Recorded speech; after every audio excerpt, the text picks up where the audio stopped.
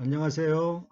사랑하는 라크로스 새송학교의 성도 여러분, 2020년 11월 1일 주일 메시지를 전해드리겠습니다.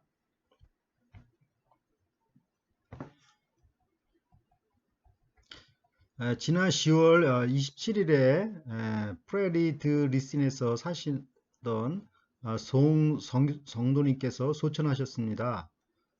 송 성도님께서는 작년 성탄절에 총동원 주일 예배에 참석하셔서 성도님들께 많은 그 수세미 선물로 주셨던 분이십니다. 성도님은 그동안 기관지가 아프신 가운데 코비드 19으로 인해 한 달 동안 고생하시다가 돌아가셨습니다. 아직 장례 일정 소식은 전해지지 않지만 유가족으로 아드님 한 명이 있다고 합니다. 유가족 위에 주님의 위로하심이 함께 하시기를 기도합니다. 이분의 따뜻한 사랑이 작은 겨자씨가 되어서 큰 사랑의 열매로 맺히기를 기도드립니다. 이제 하늘나라에서 평안히 주님과 함께 안식하고 계실 줄 믿습니다. 비록 저희들과 아주 짧은 만남이었지만 영원한 하늘나라에서 기쁨으로 다시 만날 것을 소망합니다. 오늘 읽을 성경 본문은 마가복음 4장 30절에서 34절 말씀입니다. 제가 먼저 읽겠습니다. 또 가라사대 우리가 하나님의 나라를 어떻게 비하며 또 무슨 비유로 나타낼꼬? 겨자씨 한 알과 같으니 땅에 심길 때에는 땅 위의 모든 씨보다 작은 것이로되 심긴 후에는 자라서 모든 나물보다 커지며 큰 가지를 내니 공중의 새들이 그 그늘에 깃들일 만큼 되느니라. 예수께서 이러한 많은 비유로 저희가 알아들을 수 있는 대로 말씀을 가르치시되 비유가 아니면 말씀하지 아니하시고 다만 혼자 계실 때에 그 제자들에게 모든 것을 해석하시더라. 잠시 기도드리겠습니다. 하나님 아버지, 오늘 비유의 말씀을 통하여 하나님의 나라를 가르쳐 주시니 감사를 드립니다. 이 말씀을 잘 깨닫고 귀한 생명의 열매를 맺는 복된 삶을 살게 하여 주시옵소서. 성도님의 유가족과 함께 하여 주시고 주님의 크신 위로를 주시옵소서. 이 땅에서 심은 성도님의 사랑의 씨앗이 큰 결실을 맺게 하여 주시옵소서. 감사드리며 예수님의 이름으로 기도드립니다. 아멘. 오늘 말씀은 마가가 전하는 예수님의 마지막 비유의 말씀입니다. 이 비유의 말씀을 잘 깨달아 우리의 삶이 주님 안에서 더욱더 풍요로운 삶이 되시기를 간절히 기도드립니다. 아멘. 마가복음 4장 30절을 보십시오. 또 가라사대 우리가 하나님의 나라를 어떻게 비하며 또 무슨 비유로 나타낼꼬? 예수님께서는 이 땅에 있는 사물들을 통해서 하나님의 나라를 설명하셨습니다. 훌륭한 선생은 어려운 내용을 말하며 자신의 지식을 뽐내는 것이 아니라 듣는 자들이 이미 다 알고 있는 내용을 가지고 그들의 기억 속에서 끄집어내어 설명하는 것입니다. 그럴 때 듣는 사람들이 그것을 쉽게 이해할 수 있습니다. 예수님의 주된 가르침은 하나님의 나라에 대한 말씀이었습니다. 하나님의 나라는 세속적인 나라와는 구별된 거룩한 나라입니다. 우리는 이 미국이라는 나라와 또 하나님의 나라라는 이 두 개의 나라 속에서 살고 있지만 이 두 개의 나라가 서로 충돌하지는 않습니다. 그러므로 하나님을 열심히 믿는 성도라면 또 이번 11월 대선에 투표도 빠짐없이 해야 하는 것입니다. 나는 하나님 믿는 사람이니까 이 세상 나라 어떻게 되든 상관없어. 이렇게 하는 것이 아닙니다. 이 세상의 모든 사람이 이 땅의 나라에서뿐만 아니라 거룩한 하나님의 나라에서도 함께 살기를 소망합니다. 그러면 그 거룩한 하나님의 나라는 마치 어떤 것과 같습니까? 마가복음 4장 31절을 보십시오. 겨자씨 한 알과 같으니 땅에 심길 때에는 땅 위의 모든 씨보다 작은 것이로되. 예수님께서는 하나님의 나라는 겨자씨 한 알과 같다고 하셨습니다. 이것은 너무 과장된 말씀 같기도 하고 너무 파격적인 말씀 같습니다. 겨자씨는 1mm에서 2mm 크기의 작은 씨앗으로서 검은 씨 혹은 흰색 씨로 되어 있고 털이 나 있는 것도 있습니다. 그런데 예수님께서는 하나님의 나라는 마치 이와 같다 하시며 보여주신 그 씨앗이 너무 작아서 잡힐 듯 말 듯 또 보일 듯 말 듯 하였습니다. 바람이 휙 불면 어디론가 날아갈 것 같은 솜털 같은 가벼운 씨앗이었습니다. 그런데 예수님께서는 하나님의 나라가 마치 이 작은 겨자씨 하나와 같다고 하시니 듣는 사람들의 반응이 어땠을까요? 아이고 주님 농담하지 마세요. 하나님의 나라가 어찌 그렇게 조그맣겠어요. 우주보다도 더 크겠죠. 하고 고개를 흔들었을 것입니다. 그러면 어떻게 그런 작은 겨자씨 한 알이 하나님의 나라와 같은 것일까요? 겨자씨의 특징을 보면 모든 씨보다 작다는 것입니다. 눈에 보일까 말까 하는 정도의 사이즈입니다. 충분히 무시해도 될 만한 크기입니다. 그런데 하나님의 나라의 시작은 눈에 띌까 말까하게 미미하게 시작된다는 것입니다. 지금의 그 대기업들도 처음에는 다 이렇게 미미하게 시작되었습니다. 전에 한국에 있었던 대우그룹은 그 자본금 단돈 5천만 원으로 이렇게 창업을 하였습니다. 현재 대기업인 그 아마존 회사는 처음에 거라지 그 창고에서 책을 파는 일로 시작을 하였습니다. 애플을 창업한 스티브 잡스는 그 렌트비 낼 돈이 없어서 친구의 그 침대 밑에서 잠을 자면서 또 길거리에 그 페트병을 주워가면서 그 생활비를 마련하였습니다. 라크로스 세수만 교회가 2002년도에 창립한 것은 처음부터 반듯한 교회로 세워진 것이 아니라 창립되기 훨씬 3, 40년 전에 여러 지역에서 조그만 성역공부 소그룹 모임들이 있었습니다. 의사들을 중심으로 시작된 성역공부가 있었고 이주민들로 시작된 성역공부가 웨스트 살렘, 스파르타 지역에서도 있었습니다. 그들의 믿음과 눈물의 씨앗이 오늘의 라크로스 세소만 교회를 탄생시켰습니다. 그러면 이 작은 겨자씨가 심긴 후에는 어떻게 됩니까? 마가복음 4장 32절을 보십시오. 심긴 후에는 자라서 모든 나물보다 커지며 큰 가지를 내니 공중의 새들이 그 그늘에 깃들일 만큼 되느니라. 씨앗의 특징은 그 속에 생명이 있다는 것과 성장한다는 것입니다. 그런데 이 겨자씨는 그 크기에 비해서 어마어마하게 크게 자란다는 것입니다. 나물 크기 정도가 아니라 계속 성장을 해서 나무처럼 크게 자란다는 것입니다. 그래서 나중에는 새들이 그곳에 보금자리를 펼 정도로 쉼터가 되고 더운 여름 날씨에는 큰 그늘이 될 만큼 성장한다는 것입니다. 겨자씨 한 알은 새의 한 입 먹잇감도 안 되는 아주 작은 양이지만 새의 보금자리가 될 정도로 커진다는 것은 아이러니하기까지 합니다.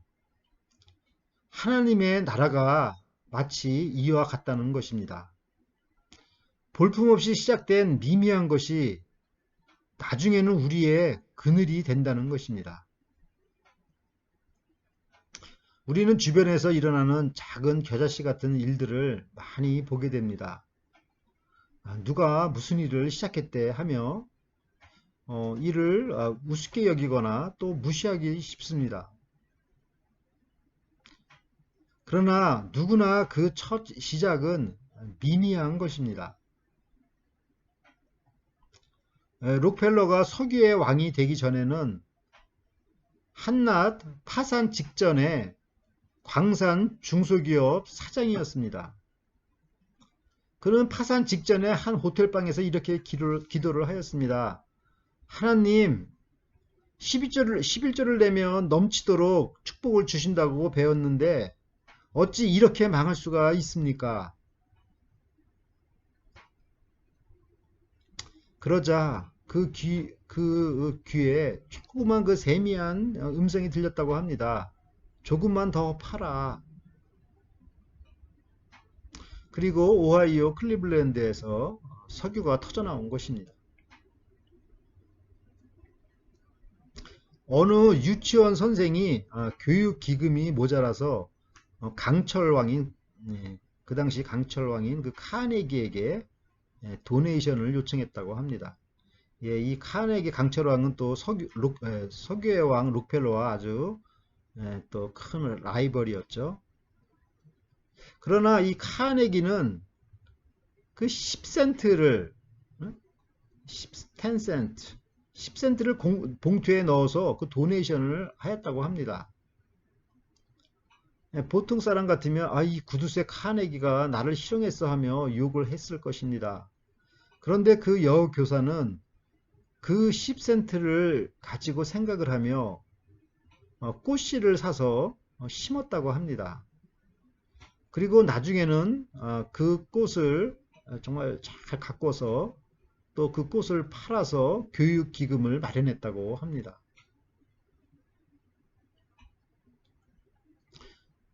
우주여행사 그 닐 암스트롱은 1969년 7월 16일에 달에 첫 발을 내디디면서 이러한 말을 남겼습니다. 이 첫걸음은 한 인간에게 있어서 작은 발걸음이지만 인류 전체에 있어서 커다란 첫 도약입니다. 그러므로 작게 시작하는 것을 부끄러워하거나 무시해서는 되지 않습니다. 하나님의 나라는 이처럼 작은 것으로 시작해서 큰 역사를 이루는 것입니다. 마태복음 17장 20절 말씀입니다. 너희가 만일 믿음이 한 겨자씨만큼만 있으면 이 산을 명하여 여기서 저리로 옮기라 하여도 옮길 것이요 또 너희가 못할 것이 없느니라. 그러므로 겨자씨만한 작은 믿음이라 하더라도 믿고 행하는 것이 중요한 것입니다. 나는 믿음 없어, 나는 거듭나지 못했어 하며 그 자신 속에 있는 겨자씨 분량의 그 믿음을 무시해서는 되지 않습니다. 아무리 믿음이 없다고 해도 그 조그만 그 겨자씨만한 믿음은 누구나 다 있을 것입니다. 그 겨자씨만한 그 믿음은 바로 그 진실된 믿음, 겸손한 믿음일 것입니다. 이것은 누구에게 보이려고 자랑하는 믿음이 아니라 또 남이 한다고 따라하는 믿음이 아닐 것입니다. 세상 사람 어느 누구도 주목하지 않더라도 자기 혼자 시작하는 작은 믿음의 실천, 이것이 바로 겨자씨의 믿음이라고 생각합니다.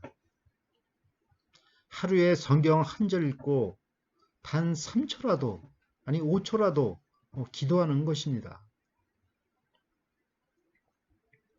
마가복음 4장 33절에서 34절을 보십시오. 예수께서 이러한 많은 비유로 저희가 알아들을 수 있는 대로 말씀을 가르치시되 비유가 아니면 말씀하지 아니하시고 다만 혼자 계실 때에 그 제자들에게 모든 것을 해석하시더라. 예수님께서는 하나님 나라의 비밀을 어렵게 가르치신 것이 아니라 알아들을 수 있게 가르치셨습니다. 그리고 말씀을 깨닫고자 하는 제자들에게는 자세하게 설명해 주셨습니다. 이 비유의 말씀은 듣고자 하는 사람들에게는 언제나 열려있는 말씀입니다. 하나님 나라의 그 복음 역사가 겨자씨처럼 작게 나타나고 지지부진해진다면 낙심하기 쉬울 것입니다. 어떤 열매가 보이지 않으면 목회자나 성도들이나 낙심하기 쉬울 것입니다. 예수님은 십자가에 돌아가시고 동료 제자는 예수님을 부인하고 어떤 제자는 예수님을 배반한다면 이제 복음 역사는 다 끝났구나 이렇게 생각이 될 것입니다. 그러나 복음 역사는 그렇지 않다는 것입니다. 비록 겨자씨와 같이 참 미미하지만 계속해서 자란다는 것입니다. 답답할 정도로 더디게 보이지만 나중에는 창대하게 된다는 메시지입니다. 그러므로 우리에게 인내가 필요합니다. 기다리는 인내가 필요한 것입니다. 하나님께서는 기가 푹 죽어서 낙담하고 있는 그 아브라함에게 이런 약속을 하셨습니다. 창세기 15장 5절 말씀입니다. 그를 이끌고 밖으로 나가 가라사대 하늘을 우러러 무뼈를 셀 수 있나 보라. 또 그에게 이르시되 내 자손이 이와 같으리라. 현재 아들 하나도 없는 이 답답한 75세 노인 아브라함에게 하늘의 수많은 별과 같은 자손을 주시겠다는 분이 바로 하나님이십니다. 이것이 바로 하나님 나라의 비밀입니다. 이 세상에서 이런 비밀을 어떻게 발견할 수 있겠습니까?